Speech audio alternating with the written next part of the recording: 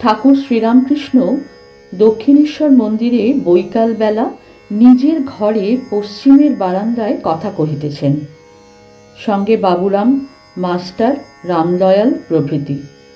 December 1882 খ্রিস্টাব্দ। বাবুরাম, রামদয়াল ও master আজ রাত্রে থাকিবেন। শীতের ছুটি হইয়াছে। মাস্টার আগামী কল্যও থাকিবেন। বাবুরাম নূতন নূতন আসিতেছেন।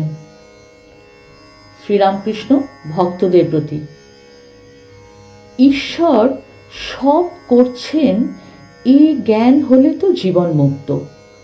কেশব সেন শম্ভু মল্লিকের সঙ্গে এসেছিল। আমি তাকে বললাম, গাছের পাতাটি পর্যন্ত ঈশ্বরের ইচ্ছা ভিন্ন নড়ে না, স্বাধীন ইচ্ছা কোথায়? সকলই ঈশ্বরাধীন।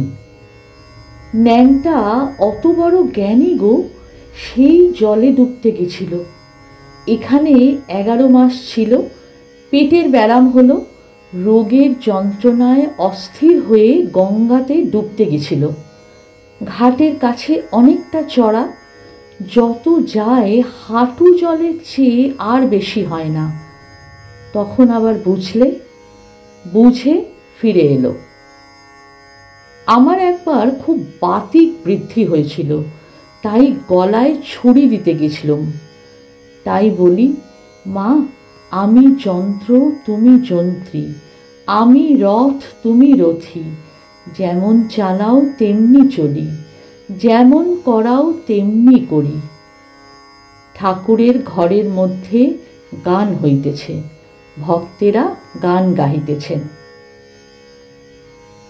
নন্দন বাগানের শ্রীনাথ মিত্র বন্ধুগণ সঙ্গে আসিয়াছেন।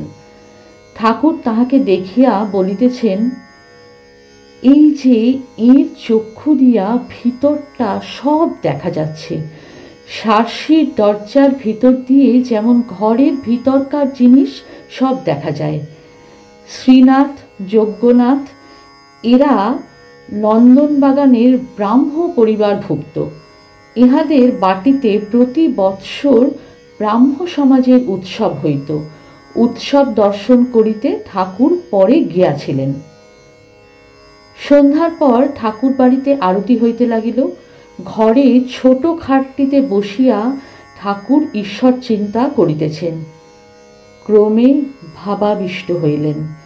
ভাব উপশমের পর বলিতেছেন, মা, ওকেও টেনে নাও, ও অত দিন ভাবে থাকে, তোমার কাছে আসা যাওয়া করছে। ঠাকুর ভাবে বাবুরামের কথা কি বলিতেছেন। বাবুরাম, মাস্টার, রামদয়াল প্রভৃতি বসিয়া আছেন। রাত্রি 8-9 হইবে। ঠাকুর সমাধি তত্ত্ব বলিতেছেন। জড় সমাধি, চেতন সমাধি, স্থিত সমাধি, উন্মন সমাধি। সুখ দুঃখের কথা হইতেছে। ঈশ্বর এত দুঃখ কেন করেছেন?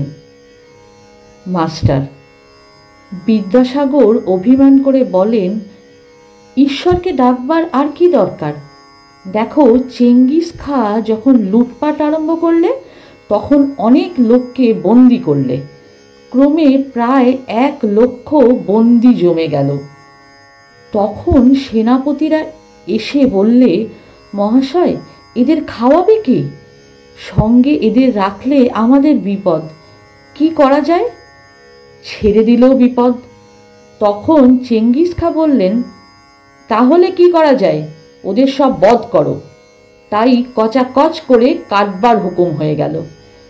এই হত্যাকাণ্ড তো ঈশ্বর দেখলেন, কই একটু নিবারণ তো করলেন না। তা তিনি থাকুন, আমার দরকার বোধ হচ্ছে না, আমার তো কোনো উপকার হলো না। শ্রীরামকৃষ্ণ: ঈশ্বরের কার্য কি বোঝা যায়? তিনি কি উদ্দেশ্যে কি করেন? তিনি সৃষ্টি, পালন, সংহার সবই করছেন। তিনি কেন সংহার করছেন আমরা কি বুঝতে পারি? আমি বলি, মা, আমার বোঝবারও দরকার নাই। তোমার পাদপদ্মে ভক্তি দিও। মানুষ জীবনের উদ্দেশ্য এই ভক্তি লাভ। আজ সব মা জানেন। বাগানে আম খেতে এসেছি, কত গাছ, কত ডাল, কত কোটি পাতা, এসব বসে বসে হিসাব করবার আমার কি দরকার? আমি আম খাই, গাছপাতার হিসাবে আমার দরকার নাই। ঠাকুরের ঘরের মেঝেতে আজ রাত্রে বাবুরাম মাস্টার ও রামদয়াল শয়ন করিলেন। গভীর রাত্রি, 2টা-3টা হইবে। ঠাকুরের ঘরে আলো নিভিয়া গিয়াছে। তিনি নিজে বিছানায় বসিয়া ভক্তদের সহিত মাঝে মাঝে কথা কহিতেছেন। শ্রীরামকৃষ্ণ। দেখো, দয়া আর মায়া এ দুটি আলাদা জিনিস। মায়া মানে আত্মীয়ে মমতা, যেমন বাপ মা, ভাই ভগ্নী, স্ত্রী পুত্র, এদের উপর ভালোবাসা। দয়া সর্বভূতে ভালোবাসা, সমদৃষ্টি। কারু ভিতর যদি দয়া দেখো, যেমন বিদ্যাসাগরের, সে জানবে ঈশ্বরের দয়া। দয়া থেকে সর্বভূতের সেবা হয়। মায়াও ঈশ্বরের। মায়া দ্বারা তিনি আত্মীয়দের সেবা করিয়ে লন। তবে একটি কথা আছে, মায়াতে অজ্ঞান করে রাখে আর বদ্ধ করে, কিন্তু দয়াতে চিত্তশুদ্ধি হয়, ক্রমে বন্ধন মুক্তি হয়। চিত্তশুদ্ধি না হলে ভগবান দর্শন হয় না। কাম, ক্রোধ, লোভ এসব জয় করলে তবে তার কৃপা হয়, তখন দর্শন হয়। তোমাদের অতি গুহ্য কথা বলছি।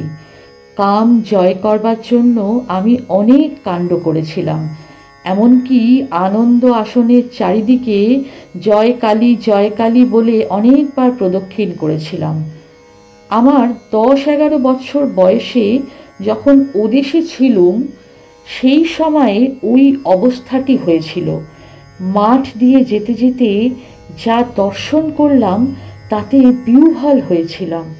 ঈশ্বর দর্শনের কতকগুলি লক্ষণ আছে। জ্যোতি দেখা যায়, আনন্দ হয়, বুকের ভিতর তুবড়ির মতো গুড়গুড় করে মহাবায়ু ওঠে।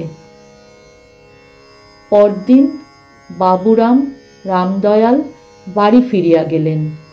মাস্টার সেই দিনও রাত্রি ঠাকুরের সঙ্গে অতিবাহিত করিলেন। সেদিন তিনি ঠাকুর বাড়িতেই প্রসাদ পাইলেন।